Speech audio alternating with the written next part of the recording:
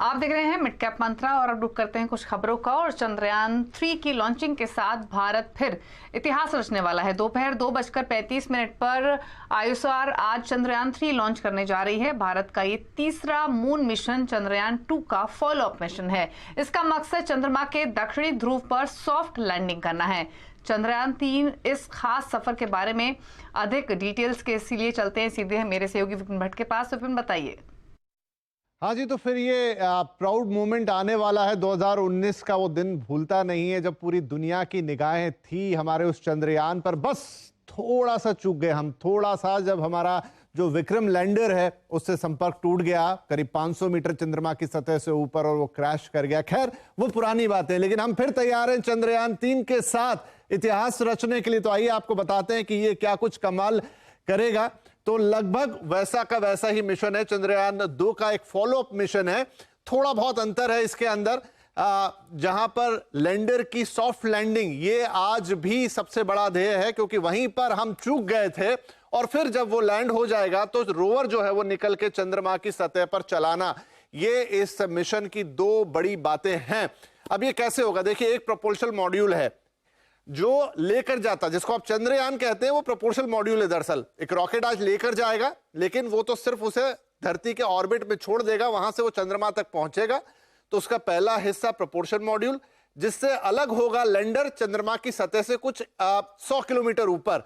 और जब वो लैंड कर जाएगा, सॉफ्ट लैंडिंग हो जाएगी, तो उसमें से फिर एक रोवर निकलकर बाहर आएगा जो चंद्रमा की सतह पर चलेगा। तो तीन चीजें हैं जो चंद्रयान को बनाती है। इस बार ऑर्बिटर नहीं भेज रहे हम, क्योंकि वो चंद्रयान 2 वाला ऑर्बिटर अच्छी तरह से काम कर रहा है इस वक्त भी। अब ये देखिए, ये है जोरदार वो रॉकेट, LMV-3 रॉकेट। इसे लेकर आज श्रीहरिकोटा से उड़ान होगी दिन में 2:33 पर, और ये रॉकेट लेकर जाएगा, जैसा मैंने आपको बताया, चंद्रयान को पृथ्वी के ऑर्बिट में ले जाकर ये रॉकेट छोड़ देगा करीब 178 किलोमीटर, अगर पृथ्वी की सतह के ऊपर से आप माने। LVM-3 देश का इस वक्त का सबसे शक्तिशाली रॉकेट है। फैट बॉय भी इसे कहते हैं। बहुत ताकतवर है ये, 3 स्टेज रॉकेट है और दमदार है। ये करीब 8 टन पेलोड ले जाने में सक्षम है पृथ्वी की कक्षा से 200 किलोमीटर ऊपर तक।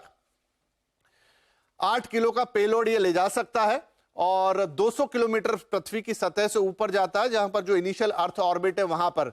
और LVM-3 एक 3 स्टेज रॉकेट है, जैसा मैंने आपसे कहा कि 3 अलग अलग स्टेजेस में ये रहेगा, जिसमें solid fuel, liquid propulsion fuel और फिर क्रायोजेनिक इंजन, ये सारी चीजें हैं इसके अंदर की टेक्निकलिटीज हैं। लेकिन देखिए होगा क्या, 1.5 महीना लगेगा। ये तो तुरंत ले जाएगा, 1000 सेकंड में रॉकेट छोड़ देगा चंद्रयान को और फिर वो पृथ्वी की कक्षा में चक्कर लगाएगा। लेकिन जो चांद तक जाने का समय है वो है करीब 45 से 48 दिन, क्योंकि करीब करीब 4 लाख किलोमीटर की दूरी तय करनी है। और इसका सिस्टम कुछ ऐसा होता है कि एक बार चंद्रयान पृथ्वी के ऑर्बिट में घूमना शुरू करता है और उसके बाद वो पृथ्वी का ऑर्बिट छोड़ता है और चंद्रमा के ऑर्बिट में जाता है। फिर उसके ऑर्बिट छोटे होते जाते हैं और फाइनली वो लैंड करता है। तो प्रोपोर्शन मॉड्यूल लैंडर रोवर को चंद्रमा पर छोड़ देगा और खुद चंद्रमा की कक्षा में चक्कर लगाता रहेगा, जो आप देख रहे हैं इस वक्त। और लैंडर की होगी असली परीक्षा। पिछली बार बहुत सारे इश्यूज हुए थे कि थ्रस्ट इंजन ठीक से काम नहीं कर रहे थे, बहुत तेज घुमाव पे सॉफ्टवेयर चूक गया, नहीं पकड़ पाया उसको। वो चीजें इस बार सब प्रैक्टिकल करके देखी गई हैं। और देखिए, लैंडर रोवर चंद्रमा पर जब लैंड कर जाएगा तो वो वहां पर 1 दिन के लिए एक्टिव होंगे। अब 1 दिन पृथ्वी का, लेकिन ये चंद्रमा के, या 1 दिन चंद्रमा का, ये पृथ्वी के 14 दिन के बराबर है। मतलब 14 दिन की इनकी जिंदगी है, जो लैंडर है वो भी और जो रोवर निकल के काम करेगा वो भी। हाँ, जो प्रोपोर्शनल मॉड्यूल है जिसने इनको छोड़ा है वो 3 से 6 महीने तक काम करता है। और ऑर्बिटर तो है ही जो करीब इस समय काम कर रहा है, 3 से 4 साल उसका जीवन होता है, तो वो तो चल ही रहा है इस समय। और सारी निगाहें इस पर होगी कि इस चीज को क्या हम ठीक से कर पाते हैं, चंद्रमा पर सुरक्षित और सॉफ्ट लैंडिंग कर पाते हैं।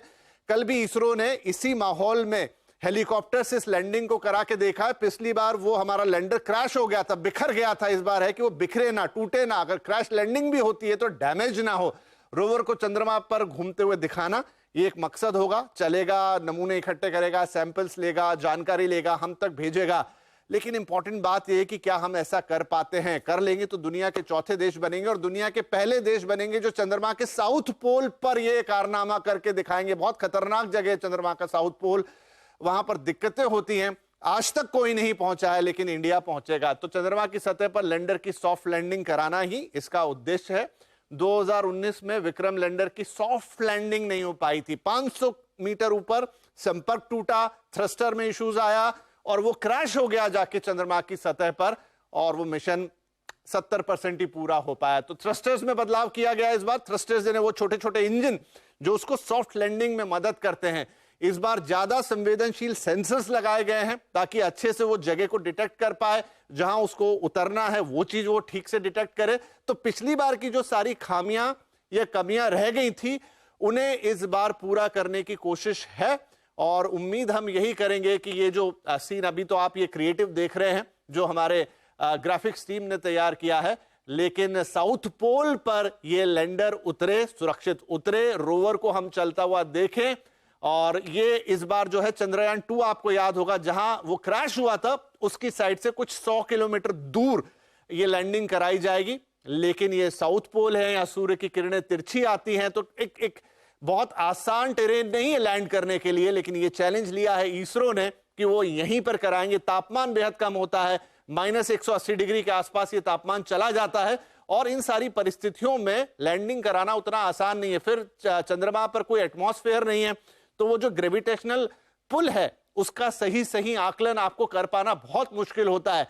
लेकिन पानी मिलने की संभावना यहीं पर सबसे ज्यादा है। और आपको याद होगा हमारा जो चंद्रयान 1 था उसी ने बताया था कि चंद्रमा की सतह पर पानी है।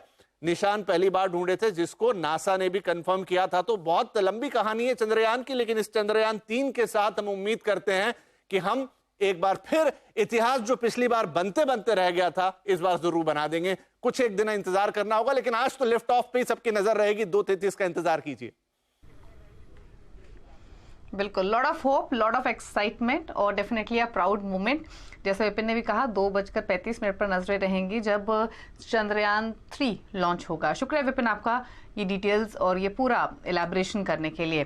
फटाफट से लेकर आते हैं खिलाड़ी नंबर 1 का अपडेट। मुकाबला चल रहा है ये सिक्योरिटीज के अमित त्रिवेदी, इक्विनॉक्स रिसर्च के पंकज रांदड़ और अरिहंत कैपिटल के रत्नेश गोयल के बीच में।